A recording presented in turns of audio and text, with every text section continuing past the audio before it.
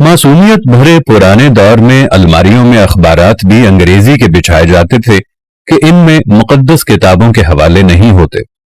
छोटी से छोटी कोताही पर भी कोई ना कोई सुना सुनाया खौफ आड़े आ जाता था। जमीन पर नमक या मिर्चें गिर जाती थी तो होशो हवास हो जाते थे कि कयामत वाले दिन आंखों से उठाना पड़ेंगी।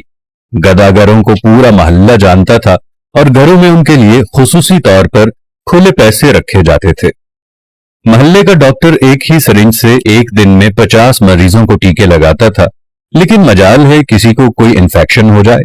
यरकान या शदीद सरदर्द की सूरत में मौलवी साहब माथे पर हाथ रखकर दम कर दिया करते थे और बंदे भले चंगे हो जाते थे। घरों में खत आते थे और जो लोग पढ़ना नहीं जानते थे वो डाकिये से खत पढ़वाते थे। डाकिया तो गोया घर का एक फर्द शुमार होता था। खत लिख भी देता था, पढ़ भी देता था और खाना पानी पीकर साइकिल पर ये जा और वो जा। इम्तिहानात का नतीजा आना होता था तो नस्रुम मिनल्लाहि व फतहुन करीब पढ़कर घर से निकलते थे और खुशी खुशी पास होकर आ जाते थे। ये वो दौर था जब लोग किसी की बात समझकर ओके नहीं ठीक है कहा करते थे। मौत वाले घर में सब महल्लेदार सच्चे दिल से रोते थे और खुशी वाले घर में हकीकी कहकहे लगाते थे। हर हमसाया अपने घर से सालन की प्लेट साथ वालों को भेजता था और उधर से भी प्लेट खाली नहीं आती थी। मीठे की 3 ही अक़साम थी, हलवा, जर्दा चावल और खीर।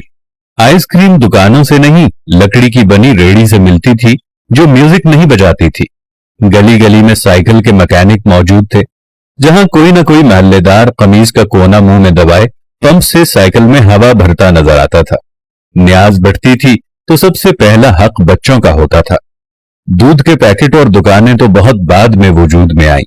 पहले तो लोग भैंसों के बाड़े से दूध लेने जाते थे। गुफ्तगू ही गुफ्तगू थी, बातें ही बातें थी, वक्त ही वक्त था। गलियों में चारपाइयां बिछी होती थी। महल्ले के बाबे हुक्का पी रहे होते थे और पुराने बुजुर्गों के वाकयात बयान कर रहे होते थे। जिन घरों में टीवी आ चुका था उन्होंने अपने दरवाजे महल्ले के बच्चों के लिए हमेशा खुले रखे। मट्टी के लेप की हुई छत के नीचे चलता हुआ पंखा सख्त गर्मी में भी ठंडी हवा दिया करता और फ्रिज के बगैर भी मटके और सुराहियों का पानी ठंडा रहता था। फिर अचानक सब कुछ बदल गया। हम कदीम से जदीद हो गए। अब बावर्ची खाना सीढ़ियों के नीचे नहीं होता, खाना बैठकर नहीं पकाया जाता, दस्तरखान शायद ही कोई इस्तेमाल करता हो।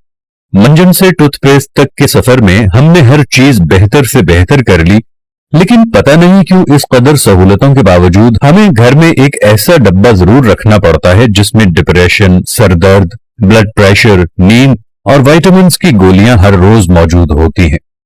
जरा खुद के घर के बारे में ये सारी बातें सोचकर देखें तो आपको सब कुछ यकीनन नजर आएगा जैसा मैंने आपको बताया है। आखिर ऐसा क्यों है? क्यों हम अपने बेसिक किस्म की जिंदगी से हटते चले जा रहे हैं?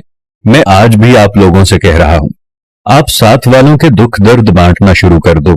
आप गरीबों के दुख में दर्द बांटना शुरू कर दो। आप साथ वालों के साथ प्यार मोहब्बत रखना शुरू कर दो। थोड़ी सी माजी की जिंदगी को दोबारा अपनाना शुरू कर दो। मट्टी के बर्तन में खाना खाना शुरू कर दो। दुनिया जहां की नेमतों से दूर हट जाओ। ओवन और फ्रिज को इस्तेमाल करना छोड़ दो। प्रेशर कुकर को इस्तेमाल करना छोड़ दो। अपनी जिंदगी को सादगी की तरफ ले जाओ तो आपके घरों में रखा हुआ ये दवाइयों का डब्बा भी पहले की तरह यहां से गायब हो जाएगा। खुदावंद से दुआ है कि देखने वालों को सेहत कामिला और आजिला अता फरमाए। आमीन सुम्मा आमीन या रब्बल आलमीन।